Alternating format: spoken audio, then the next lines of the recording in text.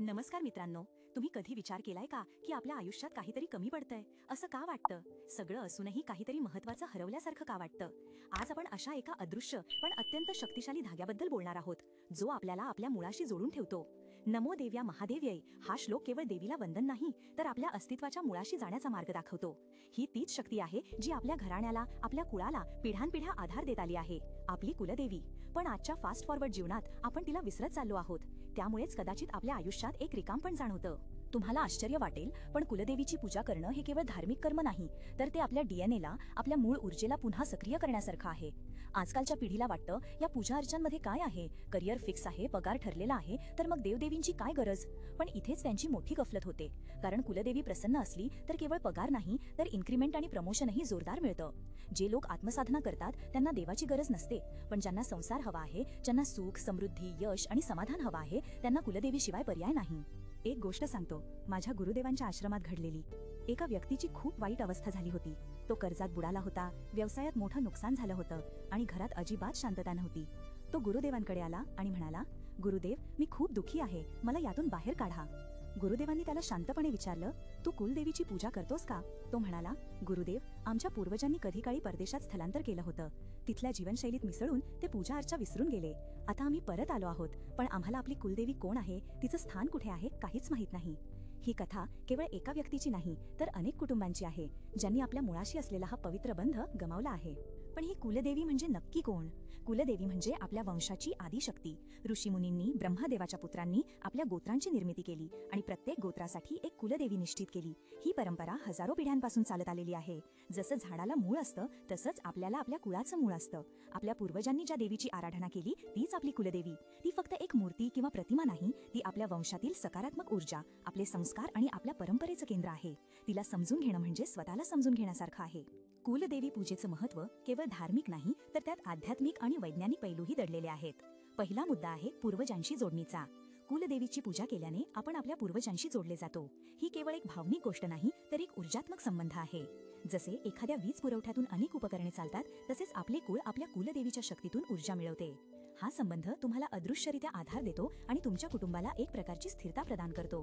दुसरा महत्त्वाचा पैलू म्हणजे संकटांपासून रक्षण. कुलदेवी ही आपल्या कुळाची रक्षक आहे. ती अदृश्य संकटांपासून, नकारात्मक शक्तींपासून आपले आणि आपल्या कुटुंबाचे रक्षण करते.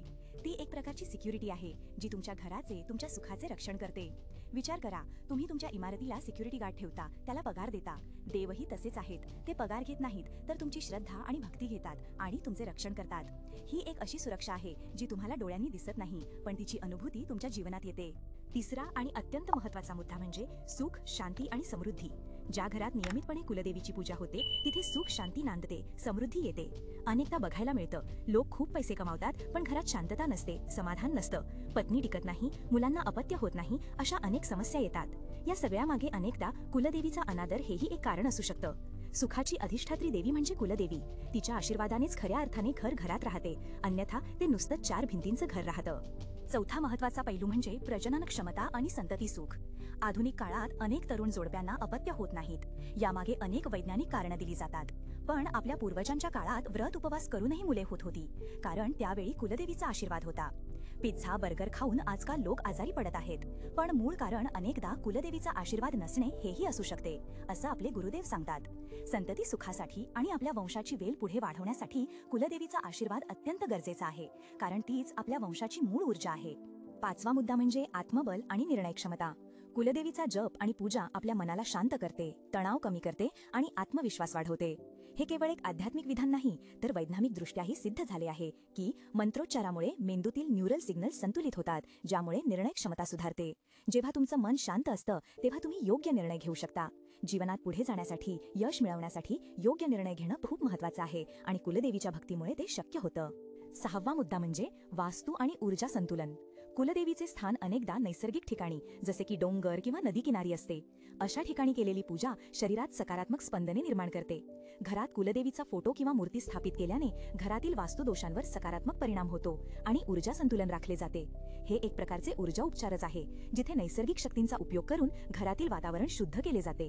ज्या घरात नकारात्मक ऊर्जा असते, तिथे नेहमी कलह आणि आजारपण असतं, पण कुलदेवीच्या उपस्थितीने हे सगळं बदलू शकतं. सातवा आणि एक खूप महत्त्वाचा मुद्दा म्हणजे कर्म आणि पुण्य. पुण्याईचे संचय.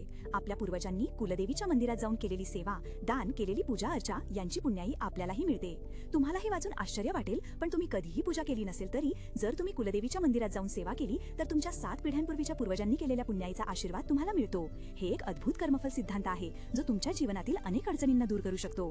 ही एक अशी बँक आहे जिथे तुमचे पूर्वज तुमच्यासाठी पुण्याई जमा करतात. आता प्रश्न येतो, कुलदेवीची पूजा नेमकी कशी करावी? ही पूजा अत्यंत साधी आणि श्रद्धापूर्वक केली पाहिजे. सर्वात आधी शुद्धता आणि संकल्प महत्त्वाचा आहे.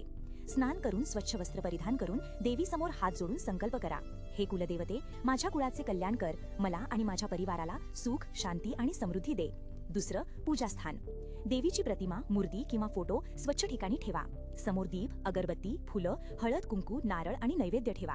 देवीला लाल किंवा पिवळ्या रंगाची वस्त्रे, लिंबू आणि गोड नैवेद्य विशेष आवडतो. तिसरं, मंत्रोच्चार आणि आरती. कुलदेवीचा जप करा. उदाहरणार्थ, ओम जय देवी कुलस्वामिनी नमः किंवा तुमच्या कुलदेवीचा जो मंत्र असेल तो म्हणा. त्यानंतर घरातील सर्वांनी एकत्र येऊन आरती करा. एकत्र आरती गायल्याने कुटुंबातील एकोपा वाढतो आणि सकारात्मक ऊर्जा घरात संचारते. चौथं, सेवा आणि प्रसाद. जर तुमच्या कुलदेवीचे मंदिर जीर्ण झाले असेल तर त्याची साफसफाई करा, जीर्णोद्धार करा. हे केवळ मंदिराची सेवा नाही तर तुमच्या कुळाची सेवा आहे. गुरुदेवांनी त्या दुःखी व्यक्तीला कुलदेवीच्या जीर्ण झालेल्या मंदिराची सेवा करायला सांगितली आणि एका वर्षात त्याच्या आयुष्यात इतकी सकारात्मक क्रांती झाली की त्याला स्वतःला कुलदेवीची महिमा समजली. पूजेच्या शेवटी देवीला नमस्कार करून प्रसाद वाटा. कुलदेवीला विसरण्याचे परिणाम काय होतात? आपल्या शास्त्रात स्पष्टपणे सांगितले आहे की कुलदेवीचा अनादर केल्यास जीवनात अनेक अडचणी येतात. याचा अर्थ देवी रागावते असे नाही, तर आपण आपल्या मूळ ऊर्जेपासून, आपल्या आधारस्तंभापासून दूर जातो. जसे झाडाचे मूळ कमजोर झाल्यावर फांद्या सुकतात, तसे कुलदेवीची पूजा बंद केल्याने जीवनातील स्थैर्य आणि शांतता कमी होते. अनेकदा पितृदोषही यामागे कारणीभूत असतो, कारण कुलदेवीची पूजा न केल्यास पितरही असंतुष्ट होतात. हे एक अदृश्य चक्र आहे जे तुमच्या जीवनावर परिणाम करतं. एक सुंदर अनालॉजी आहे. मन आणि पाणी समान असतात असं शास्त्रात सांगितलं आहे. पाणी नेहमी खाली वाहतं, गटारात मिसळतं, पण जर त्याला मोटर लावून वर चढवलं तर तेच पाणी 1000 कामांसाठी वापरता येतं. तसंच आपलं मनही नेहमी खाली गोष्टींमध्ये, वासनांमध्ये, व्हॉट्सॲप आणि टीव्हीमध्ये वाहतं, पण जर त्याला योग्य दिशेने म्हणजे कुलदेवीच्या भक्तीमध्ये लावलं तर तेच मन तुम्हाला हजारो मार्गांनी यशस्वी करेल आणि जीवनात समाधान देईल. हे समाधान केवळ पैशाने मिळत नाही, ते आत्म्याच्या शांततेतून येतं. तर मित्रांनो, आजच्या या व्हिडिओतून मिळालेले महत्त्वाचे मुद्दे लक्षात ठेवा. कुलदेवी म्हणजे आपल्या कुळाची ऊर्जा आणि आधारस्तंभ. तिची पूजा केल्याने पूर्वजांचा आशीर्वाद मिळतो, संकटांपासून रक्षण होते आणि घरात सुख समृद्धी येते. ही केवळ धार्मिक विधी नाही तर एक वैज्ञानिक आणि मानसिक उपचार आहे. दरवर्षी एकदा तरी कुलदेवीच्या मंदिरात जा आणि तिची सेवा करा. आपल्या मुलांनाही या परंपरेची ओळख करून द्या. जसं त्यांना खायला जबरदस्ती करता तसंच त्यांना संस्कारांसाठीही थोडी जबरदस्ती करा. तुम्हाला हा व्हिडिओ कसा वाटला हे कमेंट्समध्ये नक्की सांगा. व्हिडिओ आवडल्यास लाईक करा, शेअर करा आणि आपल्या चॅनलला सबस्क्राईब करायला विसरू नका. आजच तुमच्या कुलदेवीची माहिती मिळवा आणि तिच्याशी परत जोडून घ्या. ओम नमः शिवाय.